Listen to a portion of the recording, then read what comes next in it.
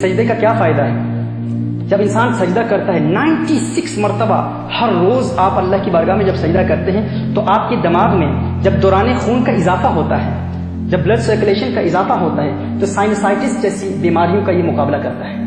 یہ سجدہ، یہ جو ہمارے سائنسز ہیں نا، بالخصوص ہمارے پیرانیزل سائنسز جو ہیں یا میگزیلری سائنسز جو ہیں یا فرنٹل سائنسز جو ہیں، جب یہ بند ہو جاتے ہیں تو جب ہم سجدہ کرتے ہیں تو سجدے کی برکت سے دوران خون میں چونکہ اضافہ ہوتا ہے تو یہ سائنسز کھلتے ہیں۔ یہ ہمارے دماغ میں اور ہمارے دماغ اور جبڑوں کے اوپر کی ہڈیاں ہیں جن میں رطوبت جب جمع ہو جاتی ہے، اگر جم جاتی ہے تو اس سے ہمارے سائنسز بند ہو جاتے ہیں، اور یہ ایک نیچرل ٹریٹمنٹ ہے، ایک قدرتی علاج ہے اللہ عز و جل کی جانب سے، کیونکہ ویسے ہمارا جسم بالکل سیدھا رہتا ہے اور اس سے ہم سائنسز کے کھلنے کا کوئی اہتمام نہیں ہوتا، کوئی عمل نہیں ہوتا، لیکن جب ہم سجدہ کرتے ہیں اور دن میں 96 مرتبہ سجدہ کرتے ہیں تو اس سے ہمارے سائنسز بھی کھل جاتے ہیں۔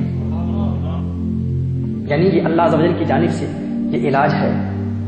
اگر کسی کو سائنسائٹس کی بیماری کی شکایت ہو، وہ نماز ادا کرنا شروع کر دے، اللہ کی بارگاہ میں سجدے کرے اور ساتھ میں آپ صلی اللہ علیہ وآلہ وسلم کی سنت کے مطابق سجدے کرے۔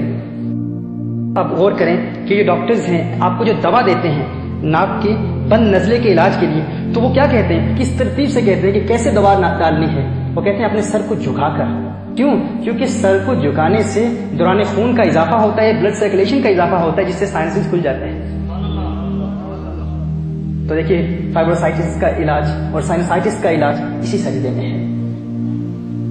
وہ ایک سجدہ جس کو تو گراں سمجھتا ہے، ہاں وہ ایک سجدہ جس کو تو گراں سمجھتا ہے، 1000 سجدوں سے دیتا ہے آدمی کو نجات۔ در در در دیے در در نالوں در بن جا ایک دردہ، چول کتا کیوں خویندہ ہے در بن وقتاں وردہ۔ در در کی ٹھوکریں کھانے سے اللہ کی بارگاہ میں سجدہ کرو بس۔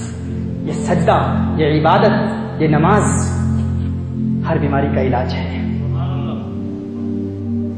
ہمارے جسم میں ہمارے یہ جو پھیپھڑے ہیں، ہمارے لنگز ہیں، دن میں ان کا فقط 2/3 حصہ، زندگی بھر میں لنگز کا فقط 2/3 حصہ ہے، 2/3 حصہ ہے جن میں ہوا ایئر آتی ہے اور جاتی ہے، داخل ہوتی ہے اور پھر خارج ہوتی ہے۔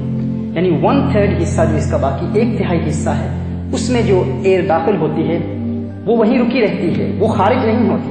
اس کو ریزیڈول ایئر کہتے ہیں، جو انسان کے لنگز میں رہتی ہے، رکی رہتی ہے، ریزیڈول ایئر کہتے ہیں اس کو۔ اور یہ جو ایئر ہے یہ انسان کی لنگز میں رہتی ہے۔ کیوں؟ کیونکہ انسان جب سیدھا کھڑا رہتا ہے تو انسان کے پھیپھڑوں میں یہ 2/3 جو ہوا ہے فقط اسی کا دخول ہوتا ہے، اسی کا خروج ہوتا ہے، اور یہاں ہی فریش ایئر آتی ہے، فریش ایئر جاتی ہے۔ لیکن وہ جو ریزیڈول ایئر ہے اس کے خروج کا کیا اہتمام ہے؟ وہ سجدے میں ہے۔ یہ جو سجدہ ہم کرتے ہیں اس سے ہمارے ابڈومینل وسرا پر پریشر پڑتا ہے، اور ہمارے جب یہ پریشر ڈالتا ہے ہمارے ڈائفرام پر، اور اس کے ذریعے ہمارے لنگز پر پھر زور اور دباؤ پڑتا ہے، اور جب ہمارے لنگز کے اس حصے پر زور پڑتا ہے کہ جس کے نتیجے میں یہ ریزیڈول ایئر نکل جاتی ہے۔ یعنی ویسے 2/3 حصہ پھیپھڑوں سے ہوا کا خروج ہوتا ہے، لیکن جب ہم سجدہ کرتے ہیں اور دن میں 96 مرتبہ سجدہ کرتے ہیں، 96 مرتبہ ہم سجدہ کرتے ہیں، تو اس سجدے کی برکت کیا ہے کہ وہ ریزیڈول ایئر بھی نکل جاتی ہے، اور اس کے نتیجے میں تازہ ہوا ہمارے لنگز میں آتی ہے اور وہ خارج ہوتی ہے۔ پھر کیا ہوتا ہے کہ انسان لنگز کی بیماریوں کے بہت کم، لنگ ڈیزیز کے بہت کم چانسز ہوتے ہیں۔ یہ بھی سجدے کی برکت ہے، اور پھیپھڑوں میں بھی قوت پیدا ہوتی ہے۔